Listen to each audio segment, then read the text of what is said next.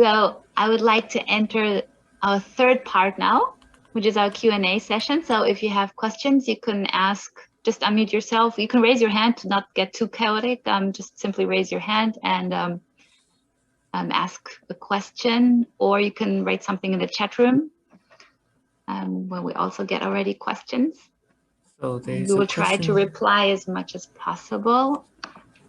So I got the first question from Hidayato Muhammado. I'm very terrible sorry if I pronounce your name incorrectly. So is there any academic guides we can read? Is it like how many credits we have to take, mandatory or optional? List of course requirement for complete PhD program, etc. I've been searching through the websites for the School of Engineering and can't find it. So do you want to answer this question? Or you can go first, Nimo, tell from your experience. Okay, so based on your question, I'm assuming you're asking about the PhD course. For PhD program in engineering, I believe that you need total 10 credits to be able to graduate it.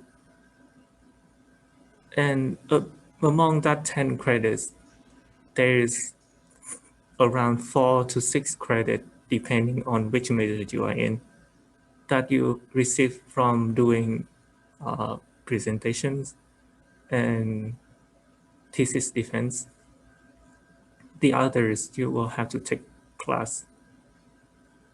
So you will have to take like 2 to 3 classes. Because one class in Kyushu will give, do they still have quarter system now, or do they have? Well, they're switching. Some are using quarter systems, some are using... okay, so if the class is in quarter system, there is 1 credit. But if the class is in semester system, then there are 2 credits. I hope that answered the question for you. That's actually perfect, I think. So yeah, and it kind of depends again on the program. Some programs require a little bit different credit terms. So if you have your academic advisor or supervisor, you can also ask them to give you more detailed information on that. But in general, what Nimo said is like the general version of it. So it's what you can expect for a PhD degree, what is necessary. A lot of credits are given actually for your actual research that you do, your own project work. We get credits for as well. And then the question was, is there any minimum English score test to apply to the Graduate School of Engineering? And here we have, so for the undergraduate programs in English, it's usually the TOEFL IBT would be 80 as a minimum score, and the IELTS would be a 6.5 in general. This can depend again on the program.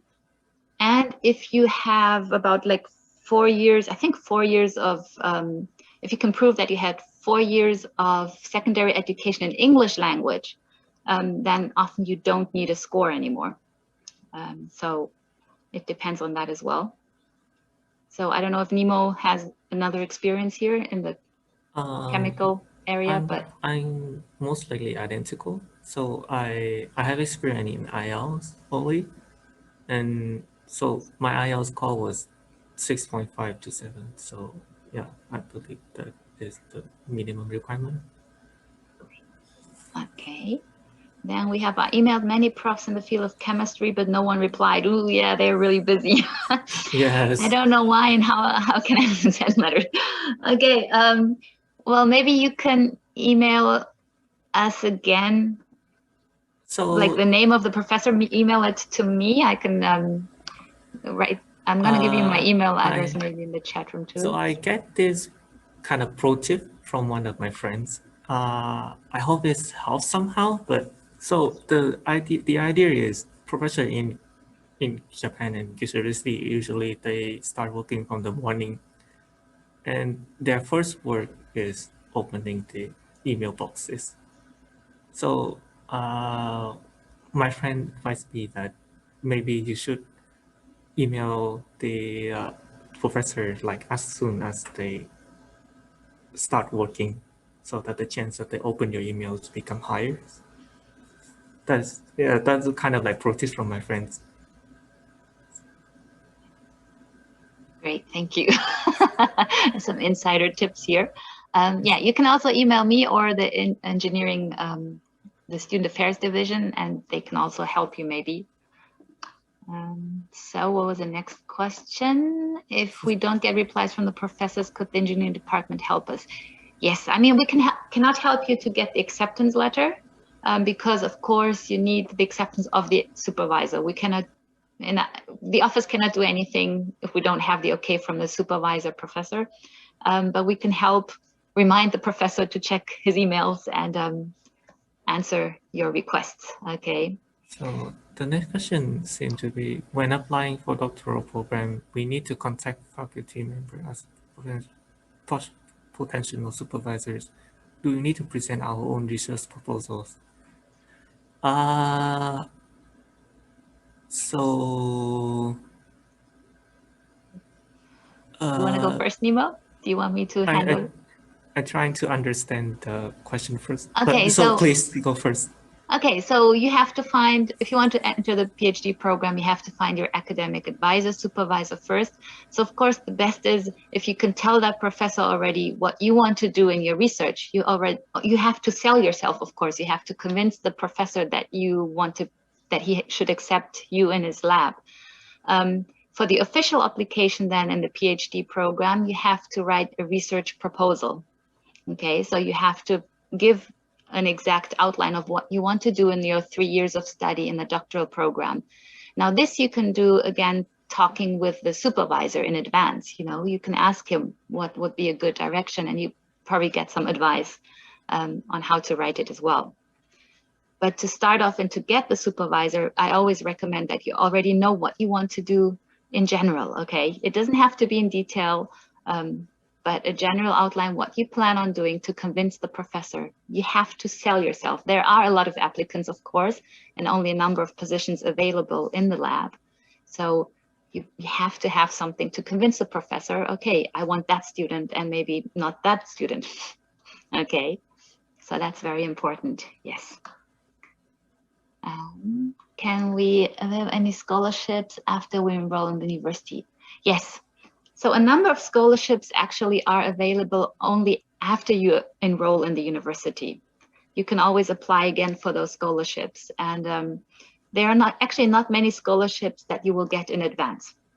I think Next is one of the scholarships where you have to apply in advance, but there's a lot of private scholarships that are only available once you have enrolled.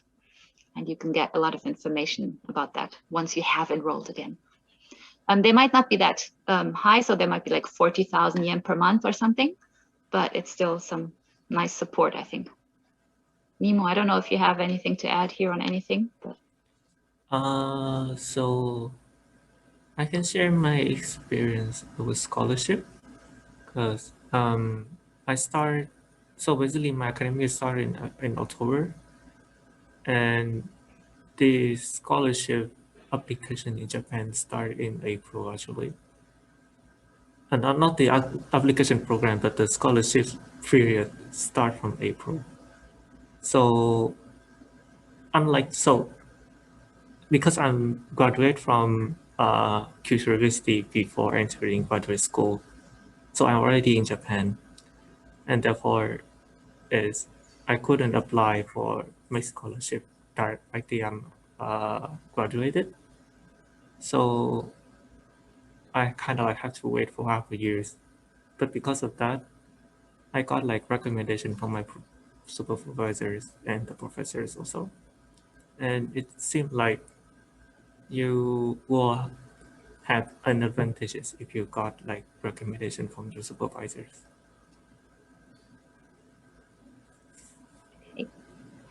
Yes, it's always good to have a recommendation from a supervisor for any scholarship. Then the chances then get higher that you might get it.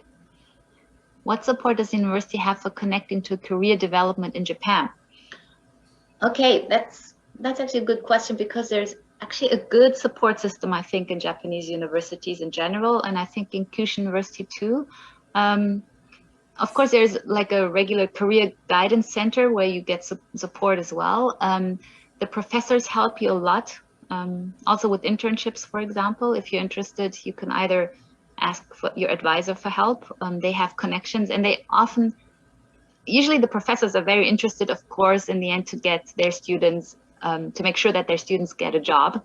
So they are very supportive usually, and use their connections also to help and introduce students, if you're a good student, of course. So yes, I think the system is quite well organized for your career development in Japan.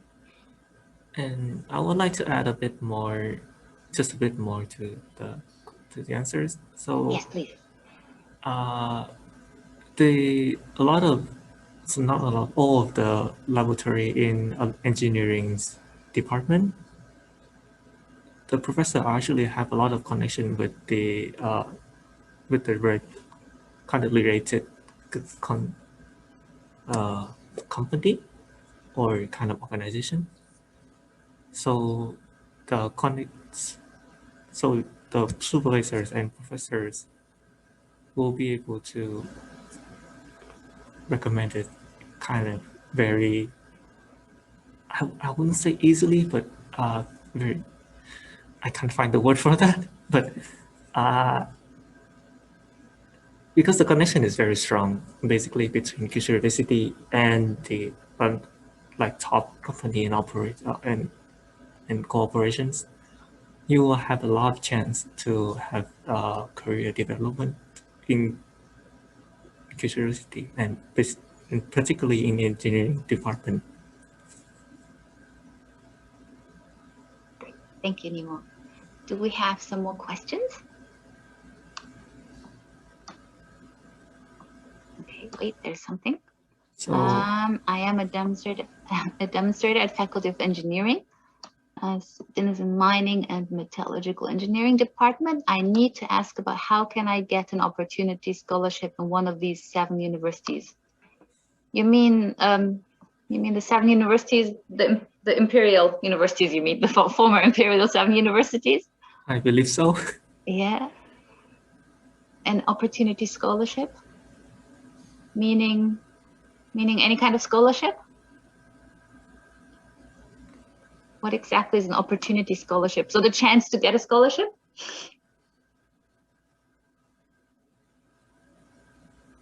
So yes, and a chance and a scholarship. Okay, so again, the Max scholarship, which is the most popular and most competitive one, the chances are maybe not that high to get it, but you should definitely try it. But other scholarships, I think, because there are a number of scholarships, there's always a chance as an international student to get one of those scholarships if you have good grades, or depending on the scholarship, the economical background, financial background might be more of importance, but they always look also at your grades, of course, and requirements. So it depends on what kind of scholarship you apply for. So yeah, it's not only, it's like, there's no scholarship which says, oh, if you get that scholarship, you can go to Kyushu University, or because you're in Kyushu University, we only have this scholarship. So it's not limited to the 7 universities, for example. So yeah, but yeah, just Google and you'll see that there are many different opportunities to get scholarships. And there are full scholarship. Yeah, they're full and scholarship. Oh, sorry. Oh, sorry, yeah. I would there just are say full scholarships and partial scholarships as well, yes. So Full scholarship. Full scholarship.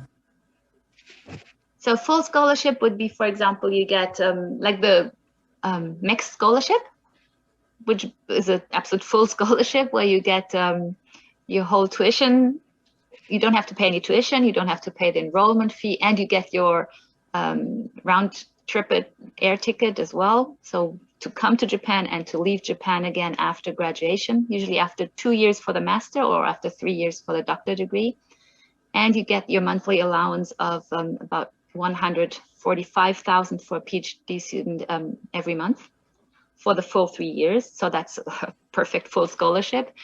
Partial scholarships would be scholarships which provide you with like just some living for some of your living expenses, so about 30 or 40,000 yen per month. Those scholarships are often just for a semester or for a full year, but not for your full degree program. Right.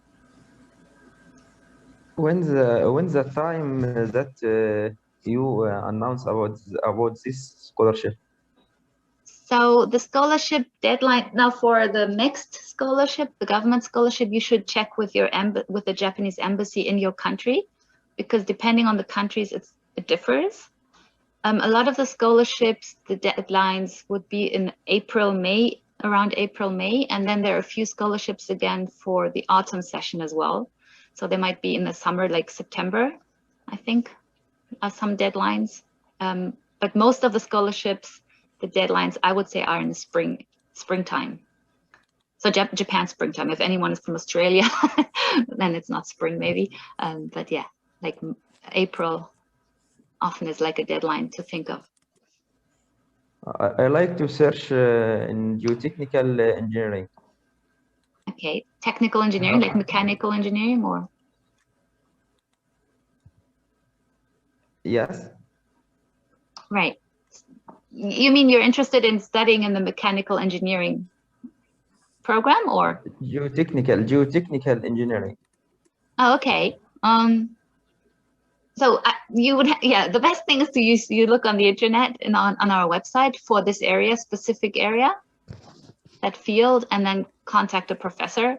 If you cannot find one in that area, you can contact me by email and I can give you more information then, if that's okay. Okay. Right. What else do we have? Is there a possibility for classes to be offline on campus for the October session this year?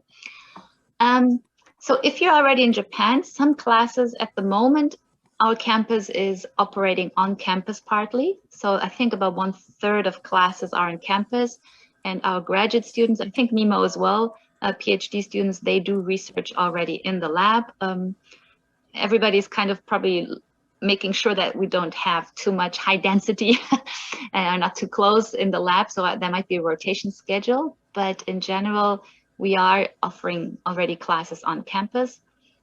If you cannot enter the country yet, then a lot of stuff is already is provided online, of course. So we don't know where it's going. I don't know how fast or slow Japan is going to be with vaccinations and things like that. But if you're in Japan already, you will probably have classes on campus already in October again.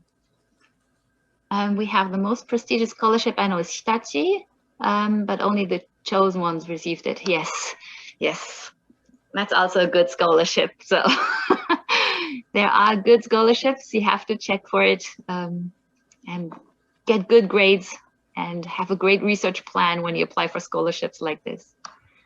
And what do we have else? I'm sorry, I might not hear it clearly. Do my back. Okay. Once we get enrolled to a lab, do we need to join a research institute, such as Nemo-san joining Opera? And can we join a research institute to work as a researcher after graduating from the graduate school? So you don't need to join a research institute. It depends on which program you join, which lab you join. They're just regular labs in the Graduate School of Engineering in the various areas. So no, you don't have to join a research institute.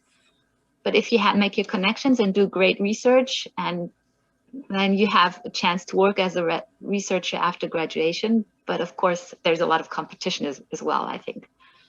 So maybe I would like to clarify a bit of, I think just a miscommunication. But so Opera is actually a lab in applied chemistry.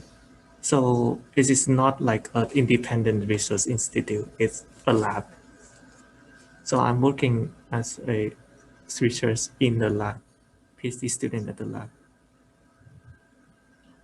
So Great. just clarify that one point. Thank you for clarifying that one. Then we have, well, Nemo gave you some nice a link to for looking for scholarships. Also, if you look at the engineering website, you also get a different link, different information there as well. Then we have, I would like to apply for hydrogen energy system major, but it is based only for mechanical engineering. I'm in mechanical, and I'm in chemical engineering. I think that's not really a problem in that sense, as it's very interdisciplinary at the university. So if you contact the professor of your interest in that field, it's not going to be like, oh, you did your master in chemical engineering, you cannot join this project here. It's not like that. You just have to convince them what you want to do is something that they're interested in.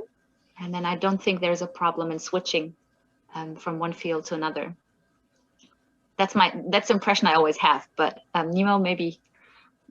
For me, so first of all, I believe that it should be fine, because I have my friends in applied chemistry now also working for hydrogen energy system. So the second thing is, I don't think you should be afraid of changing your major, because in the name might sound different, but the work that you're working on probably are the kind of the overlap between the two majors anyway. So I don't think you have to be worried that much, because I have my friends who was in chemistry, but then because his work is kind of like overlapping bio, so he completely changed to bio's majors, but it's still the same kind of lab activities. Okay, great, thank you. And then we have, can we obtain previous year question papers to get an idea beforehand on how the screening examination is going to be in the master program now in specific? I don't think, I honestly don't know if you can get anything in advance. You can maybe ask master students in when you contact your supervisor, and then you ask maybe for information of senior students who are already in his lab. So maybe you can get in contact with them and ask them. But I don't think that there's like anything official available. Also, yeah, I don't really know about that. I think the best is then to use a connection to the supervisor and ask if he has some information. And they usually give whatever they know, they will tell you. I agree. So communicate with supervisor is the best way for you to manage all this stuff. About the scholarships, well, you can contact the universities. Usually the student, okay, the question is, how can I communicate with universities directly to know about scholarships that we announce? So if you want to communicate directly, we recommend that you contact the admissions office, for example, or in the Graduate School of Engineering, you can contact the Student Affairs Division, and they will update you on information. And as I said, on the website, it is usually also always updated. I will put the link, the email to the Student Affairs Division in the chat room in a second, so you can contact them. Once we accepted in a PhD program, we will automatically join the prof's lab. Does it mean we will also automatically join a prof's research group? Could you please explain to me the difference of the term of lab and research group? Okay, so you will enter, once the supervisor accepts you into his laboratory, the laboratory in his lab, usually he has like master and doctorate students together, and they do separate research, and separate, which means there are separate research groups within the lab. Not only within the lab, some research groups might go outside, like a few, like 2 students within the lab might do a project with another research group in a different university or abroad. So this is the difference between lab and research group, I think. And you won't automatically join a research group, I think. That depends on what research topic you're going to do and how you talk, what you decide with your supervisor, I think. But you start working with your supervisors. Yeah, you always work with your supervisor, of course. Yeah. Yes. Okay. Do you have any more questions? Because the time is up now, but if Nemo is not too busy, I know he is busy, because if you're a doctorate student, you're always busy doing research. if there's anyone having some more questions. No? Okay, thank you very much, guys. I hope we will be able to welcome you at Kyushu University. Whatever we told you, there was no lie at all, because we really love it here, I think, right, Nemo? Yes. And we just hope that COVID-19 is going to disappear, or everything will get a little bit better, and we can welcome you here at Kyushu University. I definitely want to see the campus more lively than now. Definitely. Yeah. Okay. So, and oh, I promised that I'd send the email information, right, of the university's contact details. So 1 second, I'm just going to share that with you. 1 second. That is happens when you think you are prepared, but you're not 100% prepared. So to everyone, kotokusai at 1 second. Jim Kyushu University Japan. Jim.Kyushu.University.ac.Japan. Okay, so here you can also ask questions regarding scholarships or anything admission related, because that's directly to the Graduate School of Engineering. Okay. Great. So thank you very much, everyone. I'm going to say bye. I always feel really bad when I shut down a meeting. Everybody's still there, but I'm going to shut down everything now. So again, thank you, everyone. Thank you, Nemo, as well. Hope to see all you guys in the near future. Bye. Bye. Bye.